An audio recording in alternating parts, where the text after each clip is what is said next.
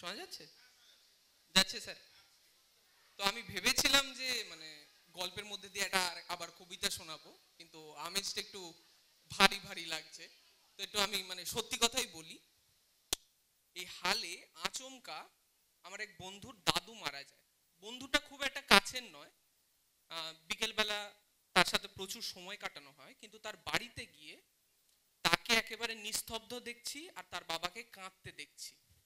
আমি সেই লোকটিকে চিনি না যে মারা গেছেন, গত হয়ে গেছেন, কিন্তু হঠাৎ মনে হলো কিছু কাঁদার আছে। তো সেইখানে কিছুটা চোখ ভারী হয়ে গেল। কাঁদার পর বাড়ি এলাম, রিউনিয়নের খবর পাচ্ছি যে হবে হবে হবে, পিছিয়ে গেল কিছুদিনের পর। তো এই নিয়ে ভাবতে থাকছি যে কি হচ্ছে কি না হচ্ছে। মন ভারী আবার হয়ে যাচ্ছে। তো তখন মনে হচ্ছিল যে এই রিউনিয়নটা কি,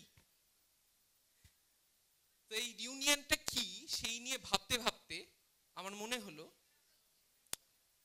একটা বই 2 বছর ধরে লেখা হচ্ছে, সেই বইয়ের প্রত্যেকটা পাতা নানান দিকে চলে গেছে, প্রত্যেকটা পাতা সানাজ দি। তো সেই পাতাগুলোর সুযোগ যে একসাথে এসে আবার সেই বইটাকে গঠন করার।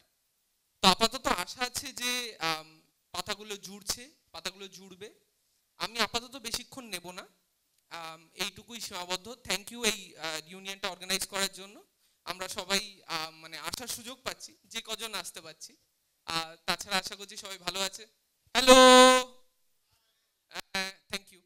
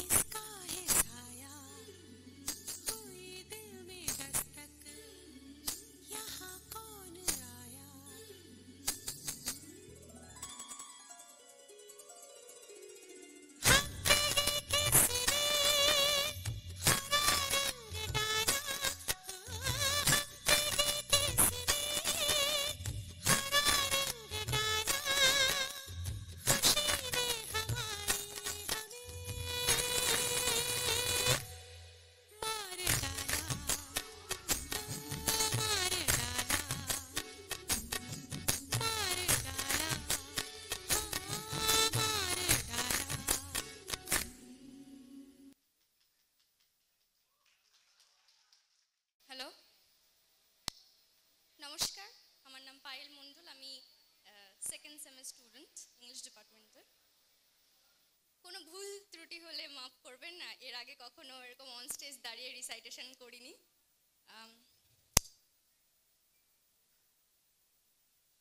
আজকের নিবেদন সুকান্ত ভট্টাচার্যের ছাড়পত্র। যে শিশু ভূমিষ্ঠ হলো আজ রাত্রে, তার মুখে খবর পেলুম সে পেয়েছে ছাড়পত্র এক। নতুন বিশ্বের দ্বারে তাই ব্যক্ত করে অধিকার, জন্মমাত্র সুতীব্র চিৎকারে। খর্বদেহ নিঃসহায়, তবু তার মুষ্টিবদ্ধ হাত উত্তোলিত উদ্ভাসিত কি এক দুর্বদ্ধ প্রতিজ্ঞায়। সে বোঝে না ভাষা, কেউ হাসে, কেউ করে মৃদু তিরস্কার। আমি কিন্তু মনে মনে বুঝেছি সে ভাষা, পেয়েছি নতুন চিঠি আসন্ন যুগের। পরিচয়পত্র পড়ে ভূমিষ্ঠ শিশুর অস্পষ্ট কুয়াশা ভরা মুখে। এসেছে নতুন শিশু, তোকে ছেড়ে দিতে হবে স্থান। জীর্ণ পৃথিবীতে ব্যর্থ, মৃত আর ধ্বংসস্তূপ পিছে। চলে যেতে হবে আমাদের, চলে যাব, তবু আজ যতক্ষণ দেহে আছে প্রাণ, প্রাণপণে পৃথিবীর সরাবো জঞ্জাল। এই বিশ্বকে শিশুর বাসযোগ্য করে যাব আমি। নবজাতকের কাছে এ আমার দৃঢ় অঙ্গীকার। অবশেষে সব কাজ সেরে আমার দেহে রক্তে নতুন শিশুকে করে যাব আশীর্বাদ। তারপর হব ইতিহাস। নমস্কার। Thank you Payel. আর একটা আবৃত্তির জন্য আমি সেকেন্ড সেমের পার্থকে ডেকে নেব। Namaskar. Today I'm going to recite one of my poems which I had written in 2021. The poem is a conversation between a shepherd, an aged shepherd, and a young man who has undertaken a journey. It is a metaphorical journey and the poem has 100 lines. I was going through a meadow, vain attempt to catch my shadow. Upon my supple head, little cock bright throws his arrow beams, killing my sprite. Thirsty I once thought for a rest, alarmed, beloved mine waiting at the crest. Crippled my legs can't take a step, little cock sipped, no vigor is left. Closed my eyes, blank only I see, beat away an old shepherd waving at me. Not alone, a decent herd followed him. Strange, how could this old man knows my name? Old man, aside I repeat, does this old word ever can feed? Snowy beard beguiled me, called him old, wrapped in white veil, wand in hold. Stands before me, falls his shadow, gives me mild shade over this meadow. Lost the little cork, sulked his head, soon his fair glow turned into red. Burns his white veil, those smiles very dear, designs some rhetoric that I may hear. Thirsty son, asks he, echoed his voice, try twice, alas, my throat makes no noise. Third succeed, tremble my lips, dispatch my voice, what mind keeps. Clumsy I ventured so high, thorns of time has drawn nigh. Never thought this meadow waits to smack, passing this barren land, a hard nut to crack. Bloomed a smile, transferred his wand, still the little cork glittering beyond. Think this arid field where a hushed, ill crowd huddled to quench their thirst. O chief mortal, why think for pain? Give sweat, bear wet, see what you gain. Grant you rose bed, past you trudge, playing with his own child, let him judge. Mothers even don't feed, till baby cries, won't he scrutinize before giving prize?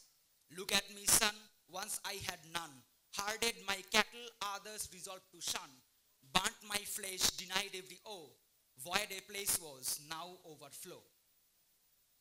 Perplexed, fascinated, my sense got pressured, inner mind doubts him, cannot be a shepherd, yet I managed to run my tongue tearful eyes, rueful heart, thus begun.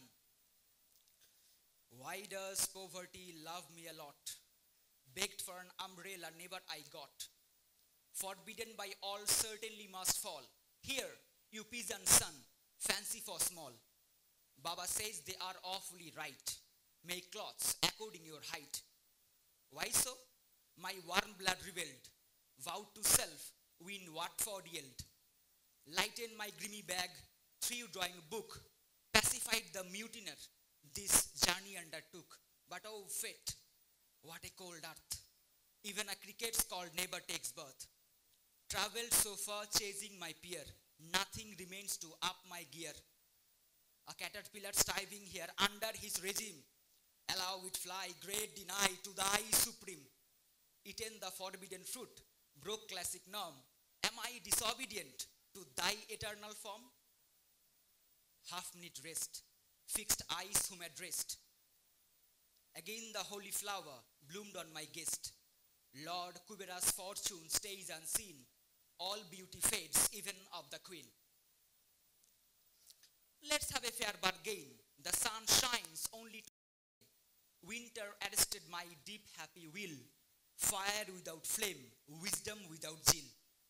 Give thy tender voice, my heart I give thee. Give thy crystal eyes, my heart I give thee. Give thy mighty arms, my heart I give thee. Quit thy misery, all nature's love, give to me. If these sparky limbs, rated as goods, I, the dump merchant, roaming in the woods, refined and polished them by mud and pitch, I own a fresh corpse, indeed am rich. Though in grief thou sends the sooth, blessed a fresh smile, care thy tooth. Farewell, my brave child, heaven praise thee. Long live my innocent bird, nature love thee. Calm, serene, sublime, a landscape visible, sees so long, eyes along, far incapable. Returns my Redeemer, pursues his flock, carrying the undying joy, in trance they walk. An enchanting melody fills there, how soothing, how pleasant, in just despair. I, mortal eyes, unable to recognize, he holds a holy flute, root of the vibes. There departs little cork, charioted by mist. No more burns, no more ails, kindness exists. Untraced my dusky peer, look where it hides. Alas, my vain labor, inward he resides. Now I would like to invite Songhita Di and Otonu for a music performance. মধুরো মধুরো ধ্বনি বাজে হৃদয় কমল বনমাঝে মধুরো মধুরো ধ্বনি বাজে হৃদয় কমল বনমাঝে মধুর নিভৃত বাসিনী বীণা পানি অমৃত মূরতি মতি বাণী নিভৃত বাসিনী বীণা পানি অমৃত মূরতি মতি বাণী হিরণ কিরণ ছবিখানি পরাণের কথা সে বিরাজে হৃদয় কমল বনমাঝে মধুর মধুরিত জাগে দিবানিশি পিকো কুহরিত দিশি দিশি মধুরিত জাগে দিবানিশি পিকো কুহরিত দিশি দিশি মানস মধুপ পদতলে মুরুছি পড়িছে দেবী এসো এ আলোকে একবার তোরে হেরি চোখে এসো দেবী এসো এ আলোকে একবার তোরে হেরি চোখে গোপনে থেকো না থেকো না থেকো না গোপনে থেকো না মনোলোকে ছায়াময় মায়াময় সাজে হৃদয় কমল বনমাঝে মধুর মধুর ধ্বনি বাজে হৃদয় কমল বনমাঝে মধুর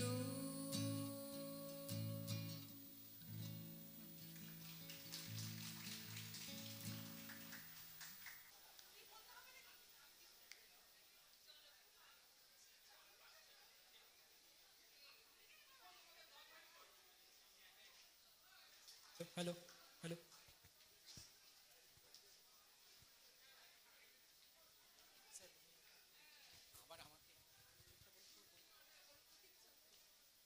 হ্যালো, আবার আমাকে ওই একই দায়িত্ব নিতে হচ্ছে সেই। হ্যাঁ, সবাই এসো। আর হ্যাঁ, আমি এদিকে চলে আসি। আর কেউ নেই তো ওদিকে? আমি তো সবাইকে চিনি না, যার ফলে যাদেরকে চিনি আমি তাদেরকে ডেকে নিয়ে এসেছি আর কি।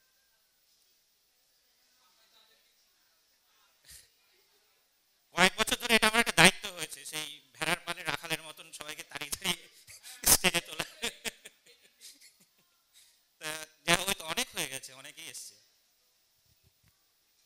আচ্ছা, আমার পরিচয় তো সবাই আমরা নিজেদের পরিচয়গুলো অন্তত দিই। হ্যাঁ, আমি 2006-এ এখান থেকে পাস করেছি। আমার নাম সুমিত রায়। আমি কাছেই থাকি, কল্যাণীতে থাকি। আমি চেষ্টা করি প্রতি বছরই আসা, থাকি। অনেক আমাদের সময় যে স্যার অনেকে ছিলেন তারা এখন নেই, কিন্তু অনেকে এখনও আছেন, তাই সেই টানটা তো রয়েছে। আর ভালো লাগে খুব এখানে আসতে, তাই আসি। আমার সঙ্গে যারা পড়তেন তাদেরকে খুব মিস করি, কারণ অনেকেই নেই, আসে না আর কি এখানে। সবাই আসলে খুব ভালো লাগতো আর কি। আমার একজন পরিচিত আমাদের ডিপার্টমেন্টেরই, মানে আমার ছোট আর কি, বন্ধু সম আর কি। তা কিছুদিন আগে দেখলাম যে ও হোয়াটসঅ্যাপে একটা স্ট্যাটাস দিয়েছে যে আমি একাই ভালো আছি। একাই ভালো আছি, এরকম একটা স্ট্যাটাস দিয়েছে। তা আমি দেখে ভাবলাম যে যাক, অনেকদিন পরে যে জ্ঞান বুদ্ধি হয়েছে আর কি, এরকম মনে হলো আর কি, যে একাই ভালো আছে এরকম লিখেছে। কিন্তু তারপরে ওকে বললাম যে চ এই ডিপার্টমেন্টের প্রোগ্রাম হচ্ছে, রেডিক্সে যাবি না? তখন বলছে না। কেন? বলছে যে একা একা যেতে ভালো লাগে না, কেমন ফাঁকা ফাঁকা লাগে। তাই এই একটা প্রবলেম আর কি, যে আগে এই সমস্ত জিনিসগুলো দেখলে মানে রাগ হতো, এখন খুব মজা পাই আর কি, যে এই ধরনের মানুষের কথার মধ্যে, আচরণের মধ্যে যে কন্ট্রাডিকশনগুলো, এগুলো দেখে খুব মজা লাগে এবং এগুলো থেকে বেশ মজা নিই। এবং জীবনের বিভিন্ন ঘটনার মধ্যে যে নানান ধরনের যে জটিলতা, সেগুলো থেকে বেশ এখন আনন্দ পাই। এবং এই আনন্দ পাওয়ার পেছনে একটা লোকের কন্ট্রিবিউশন আর কি, যে লোকটার সঙ্গে থেকে বা অজান্তেই তার যে ইনফ্লুয়েন্সে এই জিনিসটা আমার মধ্যে ঘটে গেছে, যে জীবনের সব জটিল বিষয়ের মধ্যে থেকেও একটা মজা খুঁজে নেওয়ার যে একটা, যে কি বলবো, যে একটা গুণ বা যাই হোক, তো এটা পেয়েছি আমি সামনে বসে থাকা এই মানুষটার থেকে, যার ফলে এই ঋণটা আমাকে স্বীকার করেই যেতে হবে। যাই হোক, আমি তো কিছু একটা পারফর্ম করতে হবে এরকম ভাবছিলাম আমি, কিন্তু আমি তো কিছু পারি না। তবে আমি আমার সেই প্রিয় সেই মানুষটিকে উদ্দেশ্য করে একটা ছোট্ট একটি কবিতা আমি বলার চেষ্টা করছি। জানি না মাঝখানে ভুলে যাবো কিনা। বলবো? Shall I compare thee to a summer's day? Thou art more lovely and more temperate.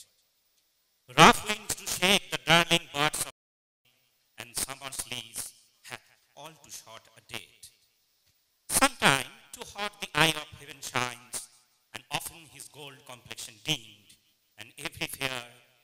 air sometimes declines by chance on nature's changing course untreed. But the eternal summer shall not fade, nor lose possession of the fair, the honest, nor shall death break the wondrous initiate, when in eternal lines to time thou growest. So long as man can breathe or eyes can see, so long lives this, and this gives life to thee. Thank you.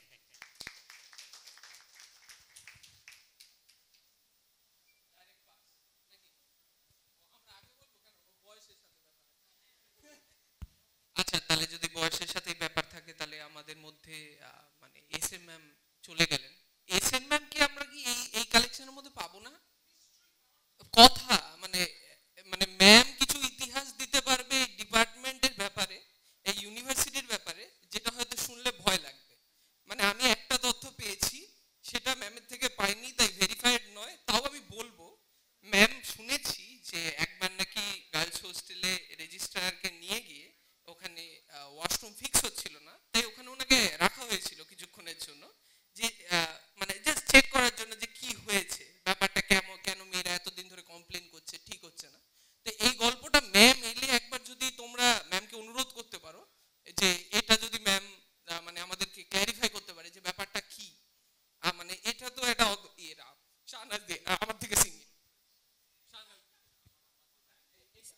Senior বলতে মানে মাইকটা যে দিয়ে দিলি বুড়ো মিন করতে চাইছিস তো? আচ্ছা, আমার নাম শাহনাজ, আমি 2018-তে পাস করেছি। অলরেডি ফিলিং প্রিটি ওল্ড, কারণ আমার ইমিডিয়েট সিনিয়র মোটামুটি 2-3 বছরের সিনিয়র যাদেরকে চিনি তারা কেউ আসেনি, যাদেরকে দেখছি তাদেরকে কাউকে চিনতে পারছি না। অদ্ভুত একটা ফিলিংস হচ্ছে। আর একটা যেটা বিষয়, ওখানে বসে থাকতে থাকতে যেটা প্রত্যেকবার হয় আর কি, মানে যবে থেকে পাশ করেছি আসছি মানে সিনিয়র স্টুডেন্ট হিসাবে, ওখানে বসে থাকতে থাকতে ভীষণ নস্টালজিক ফিল হয়। র্যাডিক্স সেই জন্যই আমার যতদূর মনে হয়েছে। আজকে ওখানে বসে আছি, আমার ব্যাচমেট সায়নী, ইউনিভার্সিটি থেকে পাওয়া অন্যতম মূল্যবান বস্তু, ব্যক্তি। তো যাই হোক, ওর সাথে আলোচনা করছিলাম যে ওই পাশে এই পাশে আমরা সব মানে ঘোরাঘুরি করতাম যতদিন আমরা করেছি আর কি বিষয়টা। 2 বছর পেয়েছিলাম, র্যাডিক্স করেছিলাম এবং ভীষণভাবে ইনভলভ ছিলাম। র্যাডিক্স মানে এই গল্পটা যতদিন আমি মাইক পেয়েছি ততদিন করে গেছি যে র্যাডিক্স মানে আমরা 7টা-8টা নাগাদ ডিপার্টমেন্ট থেকে বেরোচ্ছি, বাড়ি যাচ্ছি, মানে আলাদাই জীবন। মা বাবাও কিছু বলছে না, যত লেট হচ্ছে ইউনিভার্সিটিতে আছে ও মানে হয়ে গেছে, শেষ হয়ে গেছে, এরকম টাইপের একটা বিষয়। তো yes, radix does something to us as students and also as human beings, যে যতই দূরে থাকি না কেন সামটাইম অর দ্য আদার যখন আমরা ফিরে আসছি, র্যাডিক্স সেই ফিরে আসাটাকে বেশি বেশি করে এমফেসাইজ করে যে হ্যাঁ কোথাও গিয়ে একটা রুটসে আসার বিষয় রয়েছে। এবং পাশ করেছি মোটামুটি এই 24-এ 6 বছর হলো। আমি এটা ভীষণভাবে বললি যে ওই 2 বছর 16 থেকে 18 it has been the most eventful years of my life.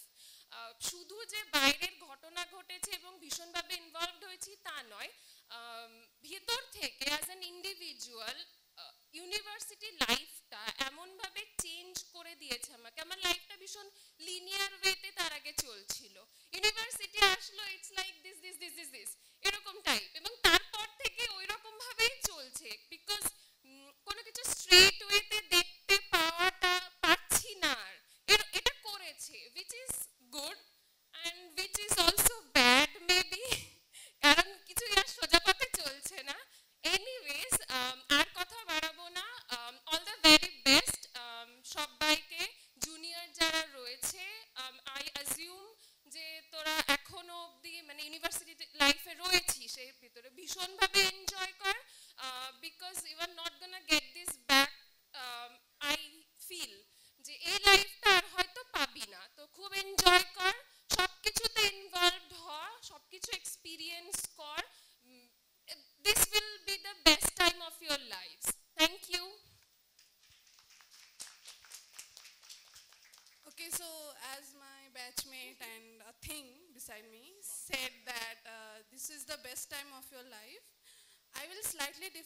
this is the best time, but this is also the worst time of your life. I had a teacher who is also an alumni. She is not present here. We had an inside joke that we used to call Kolani English department as purgatory. You come in, you get purged of your shortcomings and your sins, and you become something else. So, yeah, after the 2 years, your life won't be same, you won't be same, and probably you will be very much irritated by the older people because they won't be as self-aware as you. But I hope you are not that self-aware because that's completely hellish. Yeah, Kodin Age, I think she and I, we had a meet and we were just saying that, can you believe that today, after 2 days, there is Radix, and we used to be so active, like we didn't have even the time to eat or drink or sleep or anything. After this whole Radix was done, and we could feel how much tired we were. But that is the best thing that could have ever happened. There might be better universities, better departments, there will always be something like that, but what you have here is very different from anything else. I used to call it, I still call it, my second home, but I didn't have the exact words to describe it, but thankfully Taylor Swift has given us the words. It's the asylum that I was raised in, and it is an asylum. Please enjoy the asylum for 2 years. You won't get it back. So my name is Smriti Bhaumik. Yes, I passed out in year of 2021. Obhik or Arindam was my batchmate. I was always being a backbencher, always. I never sit in the front. But what this university gave me, it gave me a lot of bunch of good friends for lifetime. And especially, Obhik also know, আমাদের 3 থেকে 4 জন মোটামুটি পোকোতে ছিল, and missing STM sir. Horrible experience. Yes, we are also one of the people from diaspora. খুবই হরিবল experience ছিল। আচার খেতে খেতেও class করেছি, আর ক্লাস করতে করতে ব্যাংকেও চলে গেছি অনলাইন ক্লাসেসের সময়।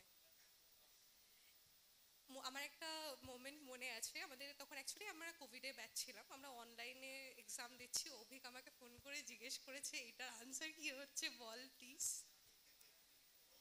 Yes, so we all survived together.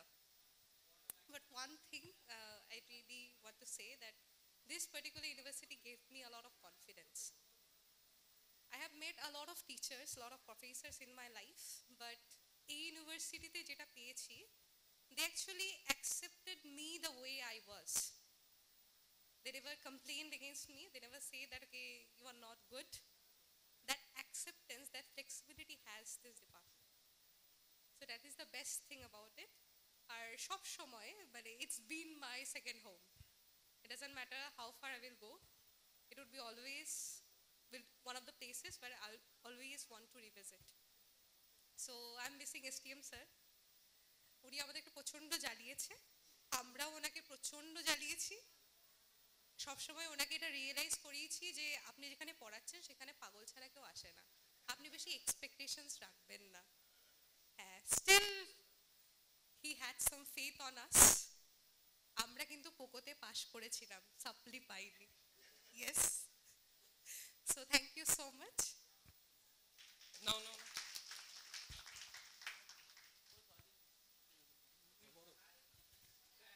যাই হোক, আমার যে বক্তব্য সেটা তো আমি আমার গানের মধ্য দিয়ে অলরেডি বলে দিয়েছি। যাই হোক, আমার গানটা ইনকমপ্লিট কারণ এনসিসি তখন ছিলেন না। যাই হোক, সেটা একটা জাস্ট দুটো কথাই বলবো আমি, যে সবাই তো যারা পিছিয়ে পড়া মানুষ নিয়ে কেউ কথা বলছে না, মানে সাপ্লি ফাপ্লি যারা পাচ্ছে তাদের নিয়ে, আমি তাদের নিয়ে কথা বলবো। এক নম্বর হচ্ছে যে যারা হচ্ছে সাপ্লি, লিপ সাপ্লি যারা পাচ্ছে আর কি, আমি বলবো এর জন্য সিনিয়ররা দায়ী। কারণ হচ্ছে তারা, আমি দেখলাম পরপর বক্তব্যগুলো শুনছিলাম, সবাই বলে এনজয় করতে, কেউ বলছে না যে পড়তে হবে। বলছি মানে জুনিয়রদের আমরা বলছি যে এনজয় করতে লাইফটাকে, সো কেউই বলছে না যে পড়াশোনা করতে। আর আরেকটা কথা আমি বলবো, সেটা হচ্ছে সুমিত দাকে নিয়ে। সেটা হচ্ছে আমার একটা মানে একটা অ্যাডভাইস দেবো ছোট হয়েও। সেটা হচ্ছে দেখলাম ওয়াইফকে সামারের সঙ্গে কম্পেয়ার করছে আর কি, ঠিক আছে করতেই পারে, কিন্তু ব্যাপার হচ্ছে আমার মনে হয় এই সময় যদি সামারের সঙ্গে কম্পেয়ার করে ওনার ওয়াইফও রেগে যাবে, ভাববে হয়তো আমি রাগি এরকম কিছু একটা বলছে আর কি। তো এখন বরফ, তারপরে হচ্ছে আইসক্রিম, এইগুলো নিয়ে কম্পেয়ার করা যেত, বা হচ্ছে কাদা, মানে যেগুলো ঠান্ডা আর কি। তো এটা একটা মানে আমি বলবো আর কি। আর হচ্ছে মানে আমরা তো বেশি দিন পাইনি ইউনিভার্সিটির লাইফটা আর কি, তবু যেটুকুই পেয়েছি আর কি সেটুকু আমরা মানে চেষ্টা করেছি উপভোগ করতে আর কি। আর আমি কলেজে আমি তো অতটা ভালো পড়াশোনা করতাম না আর কি, বেশি পড়াশোনা কলেজে করিনি, কিন্তু আমি যখন মাস্টার্স করতে আসলাম তখন বুঝতে পারলাম যে এখানে পড়াশোনা আরোই করা দরকার নেই, কলেজে থেকেও করতে নেই এরকম ব্যাপার, এনজয়, কারণ সিনিয়ররা বলে দিয়েছে এনজয় কর। সো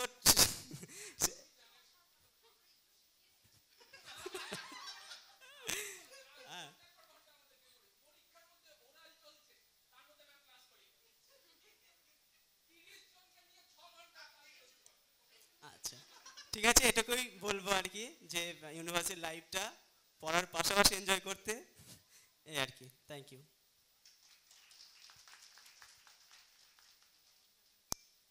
আলিউল আমার ব্যাচমেট ছিল, তো মোটামুটি ও সব কিছু বলেই দিয়েছে, সেরকম কিছু বলার নেই। এই যেটা বললো আর কি, আমরা খুব একটা বেশি অফলাইন ক্লাসগুলো পাইনি, অনলাইনে যেহেতু আমাদের 3টে সেমিস্টার হয়েছিল, তো যখন অফলাইন ক্লাস করলাম, অনলাইন ক্লাস করেছি একরকম লেগেছে, অফলাইন ক্লাসটা আরও বেশি ভালো লেগেছে, যেহেতু একটা সামনাসামনি কনভারসেশন, স্যার ম্যামদের সঙ্গে চেনা জানা হয়েছে। তাও অতটা ভালো হয়তো হয়নি, যেটা যদি প্রথম থেকে পেতাম যেটা হতো সেটা তো হয়নি। তো মোটামুটি খুব ভালোই কেটেছে পরীক্ষার দিনগুলো, কি আর বলবো, মানে এরকম বলতে পারছি না। মানে এমন হয়েছে যে এক্সামগুলোতে ভেবেছি হয়তো এমনও হয়েছে, এমন কিছু পড়ে গেছি। আমি যেটা এনসি স্যারকে একটা কথা বলতে চাই, আমার যেহেতু এনজিএস ছিল, তো জুডিথ বাটলারে যেটা ছিল ওটা আমি ভেবেছিলাম ওখান থেকে আমি একদম অ্যান্সার করবো না, ওটা খুব টাফ লেগেছে আমার, আমি খুব একটা ভালো বুঝতে পারিনি বা প্যারাফ্রাইজ করতে পারবো না। কিন্তু যখন এক্সামের কোয়েশ্চেন দেখলাম তখন যেটা হলো, আমি মরিসটা খুব ভালো করে প্রিপেয়ার করেছিলাম, কিন্তু স্যার এমন একটা কোয়েশ্চেন দিয়েছিলেন, আমার তখন মরিসটাকে বাদ দিয়ে সেই জুডিথ বাটলার থেকেই লিখতে হলো। আর দেখলাম রিটেনে ভাইভাতে যা মার্কস পেয়েছিলাম তার থেকে অনেক ভালো মার্কস পেয়েছি, যেটা আমি এক্সপেক্ট করিনি। আমি ভাবিনি যে স্যার ওরকম মার্কস দেবেন, মানে আমি তো ভাবছি যে এটা কি হলো। আমি তো আমাকে তনয়া ফোন করেছিল, তো তনয়া এখনো আসেনি আজকে, ও থাকলে মানে এরকম হতো ভালো হতো। তো ফোন করেছিল, তো এরকম হয়েছে, আমি বলছি ভাই আমি বুঝতে পারছি না কোনটা লিখবো, আমি তো মরিস খুব ভালো প্রিপেয়ার করেছিলাম, কিন্তু এমন স্যার কোয়েশ্চেন দিয়েছে আমি যে কিভাবে সেটা লিখবো আমি বুঝতে পারছি না। তো তারপরে আমি যে ওটা লিখে অত ভালো স্কোর করবো আমি বুঝতে পারিনি। ইনফ্যাক্ট অ্যাকচুয়ালি ভাইভাতে যখন হয়েছিল, ভাইভাতে ওই অ্যাভারেজ মার্কস যেটা হয় আর কি, ওই 50% ওরকম পেয়েছিলাম। আর ডিএসআর এক্সামে সেম, ডিএসআর এক্সামে তো ভাবছি যে স্যার তো সবসময় ইউনিক কোয়েশ্চেন করেন, যেটা ভাবি সেটা তো কোনোদিনই আসে না, সেমই হয়েছিল যে কি করব বুঝতে পারছি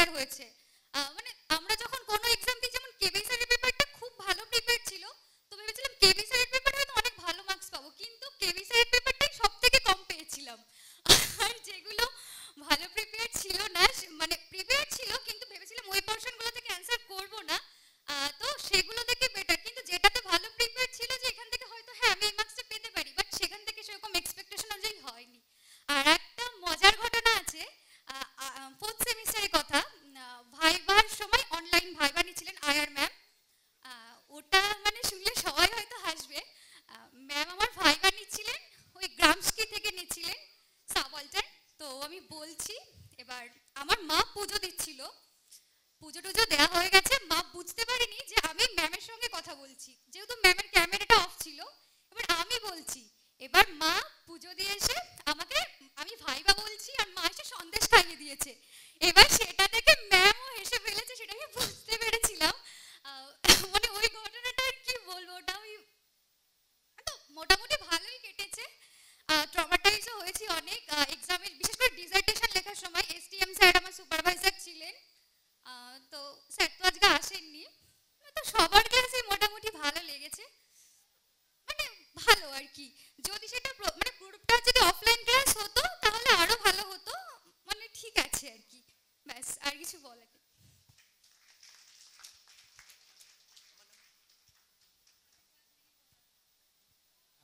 আমি আমান পাল, 2023 সালে পাস আউট। আর এখানে যেহেতু মেমোরি শেয়ার করার জন্য ডাকা হয়েছে, তো সেটা শেয়ার করতে গেলে অনেক দিনই লেগে যাবে। প্রায় 2 বছরে প্রায় 2000 মেমোরি রয়েছে। এবার সবথেকে বড় প্রবলেম যে অনেকে বলে যে হেল এটা, তো আমি তো বলবো যে একবার এখান থেকে বেরিয়ে দেখো, জীবন আরো বড় হেল হয়ে যাবে। যে বাইরের জীবনটা যে কতটা কষ্টকর, যতদিন একাডেমিক লাইফে ছিলাম এটা কখনো বুঝতে পারিনি, পুরো চিল করে কাটিয়েছিলাম। আর আজকে গত বছর থেকে যেটা ভয় পাচ্ছিলাম যে এত ছুটোছুটি, ভাই এটা আন ওটা আন, ওইটা কর ওটা কর, শুধু একটাই ভয় লাগতো যে পরের বছর এসব কিচ্ছু থাকবে না, ওই কোনাটাই বসে থাকবো চুপচাপ। আর হ্যাঁ, আজকে সেই দিনটা চলে এলো, এটাই। তো সবাই ভালো থাকো, কালকে আবার মজা হচ্ছে। ঠিক আছে, থ্যাংক ইউ। আচ্ছা, আমার নামটা বলা হয়নি, আমার নাম আলিউল মন্ডল, কেউ ইন্টারেস্টেড হতেও পারে, বলে দিলাম। আমারও বলা হয়নি, আমি Beauty Pal, 2022 pass out.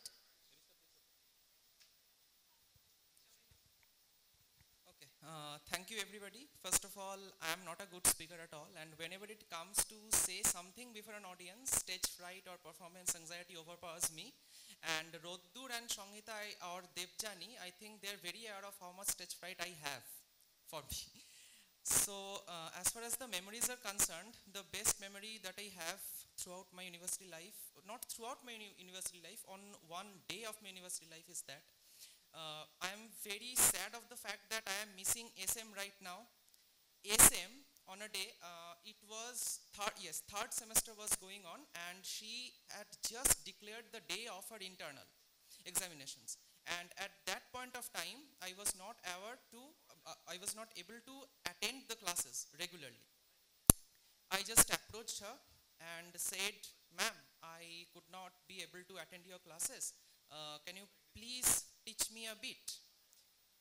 She taught me one long poem. The poem was Daughter-in-Law, Snapshots of a Daughter-in-Law. Snapshots of a Daughter-in-Law, yes. Snapshots of a Daughter-in-Law for 1 hour 45 minutes in the department itself. And she then said, "Phone koro bikele." From 6:15 p.m. to almost 10:20. Flat 4 hours, she taught me the rest of the 9 poems in the American literature, or DSC 303. She never asked me why I could not be able to attend the classes, what were my adversities, or even if I had any adversities at all, or it was just a laziness on my part not to attend the classes. She just said, "Phone koro bikele." And after that, the next day, when I approached her to touch her feet, she said that sentence I will reminisce throughout my life. "Amar pronam chai na, porashona chai." That is the best memory I have. And another best memory is, I teach some of the students. One day, while teaching one of my students the direct-indirect speech, I got stuck in an imperative sentence. That sentence was written in a direct mode, and I had to change that into an indirect mode. I messaged NC on WhatsApp, "Sir, please help me out with this."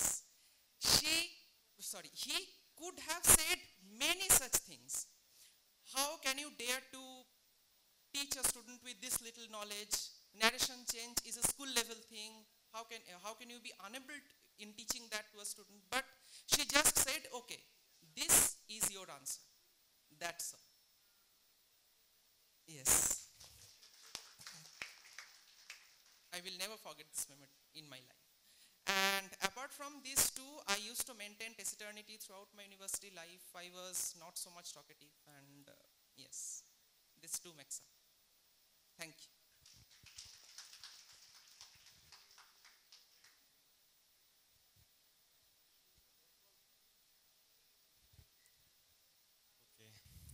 আমি Masud Ali 2023-এ pass out. প্রথমে বলি আমি স্টেজে কথা বলতে কিন্তু পারি না, প্রচণ্ড ভয় পাই, তাই অনেক জানা কথাও ভুল করে। কখনো বাড়ির বাইরে থেকে পড়াশোনা করা হয়নি, এটাই আমার জীবনের প্রথম। তাই একটা ভয় তো ছিলই যে বাড়ির বাইরে থেকে কি করে পড়াশোনা করতে পারবো। আর একটা আমার ফোবিয়া ছিল যে আমি পরে বুঝতে পারলাম যখন রুম শেয়ার করে থাকলাম যে আমার একাকিত্ব ছাড়া পড়াশোনাটা হয় না। এটা হচ্ছে আমার ফ্রেন্ড, আমরা একসাথেই রুম শেয়ারে থাকলাম, কিন্তু আমি রিয়ালাইজ করতে শুরু করলাম যে আমার পড়াশোনাটা হচ্ছে না। এইভাবে 2টো সেমেস্টার গেল, কিন্তু একটা মনের কনফিডেন্স বা জোর ছিল যে আমি তো আমার ড্রিমের পিছনে ছুটছি, অতএব সেই কনফিডেন্সটা ছিল। এইভাবে 2টো সেমেস্টার খুব ভালোভাবেই পাস করে গেলাম। কিন্তু যখন 3rd সেমেস্টারে উঠলাম তখন আমার মন বলল যে না, আমার এইভাবে আর হচ্ছে না শেয়ারিং করে। তার জন্য আমাকে রুম শিফট করতে হলো। একাকিত্ব পড়াশোনা শুরু করলাম এবং ভালো মার্কস নিয়ে পাসও করলাম। তো আমার যারা জুনিয়র আছো তোমাদেরকে একটাই কথা, যে এটা যতটা তোমরা সহজভাবে পেয়ে গেছো ইউনিভার্সিটি লাইফটাকে, বিশেষ করে কল্যাণী ইউনিভার্সিটির ইংলিশ ডিপার্টমেন্টকে, সেটা কিন্তু যতটা সহজে পেয়ে গেছো সেখান থেকে বেরোনো কিন্তু ততটা সহজ নয়। মানে তোমরা সব করো, বাট পড়াশোনাটা কিন্তু চালিয়ে যেতেই হবে।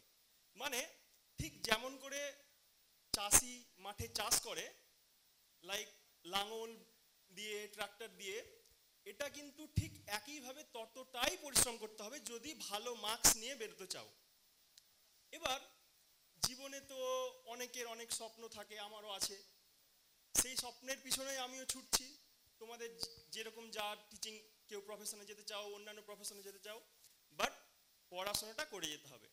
ইউনিভার্সিটি লাইফ আমাকে ঠিক যেমন করে আমার এডুকেশনাল লাইফ এক্সপ্লোর করতে সাহায্য করেছে, আমার জীবন আরও অনেক অভিজ্ঞতা, অনেক এক্সপিরিয়েন্স আমি আরও এক্সপ্লোর করতে পেরেছি। ঠিক যেমন করে একেবারে যে সমস্ত প্রফেসরদেরকে পেয়েছি তাদেরকে হয়তো গুণগান করে শেষ করা যাবে না, বাট আই এম লাকি যে আমি কল্যাণী ইউনিভার্সিটির ইংলিশ ডিপার্টমেন্টের চান্স পেয়েছি। সাথে সাথে আমি প্রফেসরদের সাথে সাথে আমি আমার জীবনের 2টো বন্ধু পেয়েছি, যেটা আমি কখনোই ভুলতে পারবো না। এটা হচ্ছে আমার, এই দুজন হচ্ছে আমার বেস্ট ফ্রেন্ড, মোবারক এবং সানোয়ার। আর আরেকটা আমার আইডেন্টিটি রয়েছে বিশেষ করে স্যারদের কাছে, যে আমি একটা স্টুডেন্ট ইংলিশ ডিপার্টমেন্টের, প্লাস আমি হচ্ছে একটা চাওয়ালা। মানে আমি ঠিক যেমন চা খেতে ভালোবাসি, চা বানাতে ভালোবাসি, খাওয়াতেও ভালোবাসি। আমি আমার বন্ধুদেরকে সাথে সাথে স্যারদেরকেও, প্রত্যেকটা স্যারকে অফার করেছি, এবং আমার একটা আইডেন্টিটি হয়ে গেছে যে আমি চাওয়ালা। আজকে যখন ঢুকছি এনসি স্যার আমাকে বলছে তোমার চায়ের জন্য অপেক্ষা করেছি। সো আজকে যদি স্যার সন্ধ্যায় থাকে তাহলে স্যারকে আবার অফার করা যাবে, বাট এখন তো আমি এখানে নেই, তাই সেই সমস্যাটা হচ্ছে। আর প্রত্যেকটা আমার কোনো প্রফেসরের প্রতি কোনো অভিযোগ নেই, প্রত্যেকটা স্যার ম্যাডামই ভালো, যদি তুমি ভালোভাবে নিতে পারো। তোমার উপর পুরোটা ডিপেন্ড করছে। একটু ভালো খারাপ তো থাকবেই, মানে 5টা আঙুল তো সমান হয় না, তোমার উপর ডিপেন্ড করছে। কিন্তু সবার তো একটু ভালো থাকে। তো আমার সবচাইতে ভালো লাগার প্রফেসর হচ্ছে স্যার বসে রয়েছেন এনসি স্যার। That's it. অতএব ভালোভাবে পড়াশোনা করো, এনজয় করো, তোমার লাইফ দেখবে খুব সুন্দর হবে। Thank you.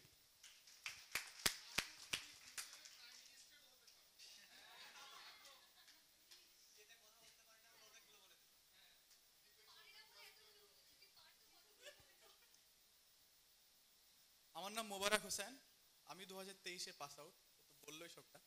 তো আমার ইউনিভার্সিটি লাইফ খুব অ্যাভারেজ ছিল। তো with few ups and downs I got adequate marks that I needed, and এমন ইন্টারেস্টিং কোনো মেমোরি হয়তো আমার নেই যে শেয়ার করবো, বিকজ আমি খুব অ্যাভারেজই থাকতাম, অত রেসপন্সও করতাম না ক্লাসে, বা যে ক্লাসের বাইরেও যে অতটা ফান করবো, যে ইউনিভার্সিটি লাইফ মানে অনেক কিছু যেটা আমি গ্রামে পাইনি সেগুলো এখানে করে বেড়াবো, আমি অতটা করিনি। হয়তো ভয় করতাম, বিকজ ফ্রেন্ডসও বেশি হয়নি, আমার দুটো ফ্রেন্ডসই ছিল, এর চেয়ে বেশি হয়ওনি। তো এই জন্যই। আর জুনিয়রদের জন্য এটাই বলবো যে okay, you have all the fun that is needed, but getting a good marks is the most necessary thing here. এটা যেন মাথায় থাকে যে if you will not get 55%, তো পরবর্তীতে অনেক সমস্যা হবে। তো ঠিক আছে, ওইটা মাথায় রেখো সবাই। আমি অঙ্কিতা রয়, আমিও খুব ফ্রেশলি প্রাক্তন বলা যেতে পারে ডিপার্টমেন্টে, আমিও 2023-এই পাস আউট। আর সেরকম বলার মধ্যে মানে অনেক মেমোরিজ আছে, বাট এইটুকু সময়ের মধ্যে ওগুলো শেষ হবে না। তো এটাই হচ্ছে ব্যাপার যে আমিও মানে মাস্টার্স করতে এলাম, তখনই ফার্স্ট বাড়ির থেকে দূরে আসা আর কি, বাবা মাকে ছেড়ে থাকা। তো ডিপার্টমেন্ট তো অবশ্যই মানে প্রথমে ভীষণ ভয় পেয়েছি, কারণ আমাদের সিনিয়ররা আমাদের ওই সাপ্লি আর বিভিন্ন প্রফেসরদের কিছু খারাপ গুণগুলোকেই সবসময় হাইলাইটেড করেছিল সেই সময়। আর সারাক্ষণ শুধু মাথায় চলতো যেন সাপ্লি না পেয়ে যায়, বিকজ মানে বাড়িতে এরকম একটা ব্যাপার ছিল ছোটোবেলা থেকে, তুমি যদি একটা ঠিকঠাক মার্কস না পাও তো জীবনের বাদবাকি সময়টা খুব খারাপ হবে, এবং যেহেতু জেনারেল ক্যাটাগরি থেকে একটা বিলং করার ব্যাপার থাকে। তো এবং সিনিয়ররা যখন এলাম তারা খুব একটা হেল্প করার থেকেও, হেল্প তো অবশ্যই করেছে, বাট একটু ভয়ও দেখিয়েছে যে এই প্রফেসর এরকম এবং তুমি না পড়াশোনা করলে এরকম হতে পারে। ওটা খুব ভালো একদিকে বলবো, বিকজ এত ক্যাজুয়ালি নেওয়া যায় না, যেহেতু এটা একটা মানে লিটারেচারের ওপর তুমি মাস্টার্স করছো, তোমার জ্ঞানটা অবশ্যই ম্যাটার করে, আমার এটা মনে হয়। আর স্যার ম্যামদের অনুযায়ী বলার জন্য আমি নীলাজি স্যারকে খুব জ্বালাতন করতাম ক্লাসের মধ্যে, অনেক প্রশ্ন করে এনজিএস ক্লাসে। আমার এখনও প্রচুর প্রশ্ন আসে, বাট এখন জানি না মানে সামনাসামনি যতটা ফ্লুয়েন্ট ছিলাম এখন একটু অকওয়ার্ডনেস এসে গেছে, জানি না একটু প্রশ্ন করতে একটু অকওয়ার্ড হয়ে যায় আর কি। বাট যখনই স্যারের সামনে আসি সুযোগ পাই আমি স্যারকে কিছু না কিছু প্রশ্ন করে নিই, ফেয়ারওয়েলের হয়েছে এরকম। তো মানে আমি ডিপার্টমেন্টে প্রত্যেকটা স্যার ম্যামের প্রতি খুবই মানে গ্রেটফুল যে তারা অনেক কিছু শিখিয়েছেন। এবং স্যার খুব একটা জিনিস বলতেন যে ডিপার্টমেন্ট থেকে যখন বেরিয়ে যাবে তখন সব কিছু আর নর্মাল থাকবে না, সব কিছুর মধ্যে একটা কোয়েশ্চেন করার প্রবণতা আসবে এবং ভুলটাকে ভুল বলার একটা সাহস জন্মাবে, যেটা আমার মধ্যে এসে মানে কিছুটা হয়তো এসেছে, অনেকটাই এসেছে আর কি। আর মেমোরিজ বলতে আমি খুব এই সাপ্লি এবং 55% পাওয়া নিয়ে খুব টেনশন হতো, এবং এসটিএম স্যার আমার সুপারভাইজার ছিলেন, এবং দিদি যেটা বললো যে তুমি যেটা এক্সপেক্ট করবে না সেটাই তোমার সাথে হবে। আমি কোনোদিনই চাইনি যে এসটিএম স্যার আমার সুপারভাইজার হোক, বিকজ পাস্ট এক্সপিরিয়েন্স অনুযায়ী সবাই বলেছিল যে এসটিএম স্যারের আন্ডারে যারা পড়ে মানে খুব তাদের খারাপ অবস্থা হয়। তো দেখিস যদি মানে এসটিএম স্যার বাদ দিয়ে অন্য কারোর কাছে হয় খুব ভালো হবে। তো আমি তো খুব চিল আর কি, মানে সবাই এত ক্যালকুলেটিভ ওয়েতে বলতো যে তোর 16 রোল নাম্বার, ঠিক আছে তোর হয়তো এসটিএম স্যারের আন্ডারে পড়বে না বা এরকম। আই ওয়াজ ভেরি হ্যাপি যে ঠিক আছে পড়বে না, মানে স্যারকে আমার ভীষণ পছন্দের মানুষ একজন তিনি, বাট ওই আর কি মানে আমি সুপারভাইজার হিসেবে তাকে চাইনি। বাট যখন লিস্ট টাঙানো হলো সবার আগে আমার নাম, এবং আমি দেখিনি, সবাই আমাকে বলছে অঙ্কিতা তোর এই দেখ এসটিএম স্যারের আন্ডারে পড়েছে, মানে সবাই জানে যে আমার ওই ভয়টা আছে। তো যখন স্যারের আন্ডারে হলো, এবার আমি তো ভীষণ মানে ভীতু মানুষ আর কি, মানে স্যারদের সামনে গিয়ে এরকমভাবে বলবো খুব ভয়ের। তো স্যার আমাকে বললো বই পড়তে শুরু করো। তো আমি স্যারকে বললাম স্যার প্রচুর মানে সময় তো নেই, কত মানে অত বই তো পড়তে পারবো না। স্যার আমাকে বইয়ের লিস্ট দিয়েছিলেন অনেকগুলো। তো আমি স্যারকে বললাম স্যার তো সময় তো খুব কম। তো স্যার বললেন যে দেখো মার্কসের পিছনে ছুটে লাভ নেই, you only want 55% to appear in the net, so don't worry about the marks. ঠিক আছে। এবার আমি যে পেপারটাই স্যারের সামনে নিয়েছি স্যার বলছে না এটা করা যাবে না, টপিকটা ভালো টেক্সটটা বাদ দাও, টেক্সট ভালো টপিকটা চেঞ্জ করো। এবার এরকম করতে করতে আমি আই ওয়াজ লাইক ফ্রাস্ট্রেটেড। আমি স্যারকে বললাম যে স্যার এটা হলে হলো, নাহলে আমি আর পারছি না, মানে আমি খুঁজে পাচ্ছি না। আমি স্যারকেও বোধহয় আপনাকেও জিজ্ঞেস করেছিলাম যে স্যার এই টেক্সটগুলো চুজ করেছি কী করবো। তো তখন লাস্টে মানে এসটিএম স্যারও বুঝেছেন যে আমি আর মানে আমার পক্ষে আর সম্ভব হচ্ছে না, মানে 3-4টে বই পড়ে ফেলার পর স্যার বলছেন যে এগুলো থেকে হবে না করা। তো যেটা 4th সেমিস্টারের পক্ষে খুব স্ট্রেসফুল ছিল আমার জন্য। তো স্যার পরে বললেন যে ঠিক আছে তোমাকে প্রপোজালও দিতে হবে না, অ্যাবস্ট্রাক্টও লিখে দেখাতে হবে না, আমরা একদম ইন্টারভিউয়ের দিন মিট করব। আর সেই দিনটার ঘটনা হচ্ছে যে আমানরা ছিল আমার আগে আর কি, অনিন্দ সবাই ছিল, ওরা বেরিয়েছে ইন্টারভিউ দিয়ে। আমি জিজ্ঞেস করছি ভাইভাতে যে কী হলো কীরকম হলো, বলছো আর সবাই খুব একটা যে ভালো মুডে আছে এরকম নয়, মানে এরকম ভয়। আর আমার এমনিতেই ভীষণ ভয়। আমি ঘরে ঢুকেছি, স্যার বলছে তুমি তো নাও তুমি যাও, মানে আমান ছিল আমার আগে। আর মানে ওই যে একটা ভয় যে আমাকে বের করে দিল, মানে সেটা ভ্যালিড কারণে অবশ্যই, বাট ওই যে একটা ভয়, তারপর আবার স্যার ডাকলেন যে না আমার আসেনি তুমি এসো, বাট মানে ওই যে যেটা ভাবি সেটা হয়, আর যেটা ভাবি মানে ভাবি না সেটাই হয়ে যায় আর কি, এরকম ব্যাপার। তো বাট আমার ভাইবাটা খুব ভালো হয়েছিল, খুব ভালো হয়েছিল। তো মানে সব কিছু শেষে এটাই বলবো যে অনেক কিছু শিখেছি আমি, এখন অনেক কিছু চিনতে শিখেছি যেটা আগে ছিল না। হয়তো বাবা মা মানে ভালো মানুষ, বাবা মার কাছে থেকে সব কিছুই ভালো ভাবতাম, বাট বাড়ির বাইরে থেকে অনেক কিছুই শিখেছি। আর জুনিয়রদের জন্য এটাই বলবো যে পড়াশোনাটা করা অবশ্যই দরকার, কারণ যখন 55% না পেয়ে ডিপার্টমেন্ট থেকে বেরোনো হয়, আমি দেখেছি অনেকের ক্ষেত্রে, তখন সেই ডিপার্টমেন্টের মেমোরিগুলো খুব একটা সুখের মেমোরি থাকে না, সবটাই হয়ে যায় যে কি হলো লাভ, এই 2 বছর পড়ে 55%ই তো পেলাম না। তো আমি বলবো যে ফান সব কিছুই থাকবে, আমরাও খুব মজা করেছি ডিপার্টমেন্টের মধ্যে, একসাথে মুড়ি খাওয়া, চা খাওয়া, মাসুদকে বারবার করে বলাই মাসুদ চা নিয়ে আসবি, তুই ঈদের সময় সিমই নিয়ে আসবি। তো এটাই হচ্ছে ব্যাপার, পড়াশোনাটা করো, সবাই করো, আমরাও করছি এখনো পর্যন্ত, আর এটাই। Thank you. হ্যালো, আমার নাম অনিন্দ দুবে, 21-23 ব্যাচ।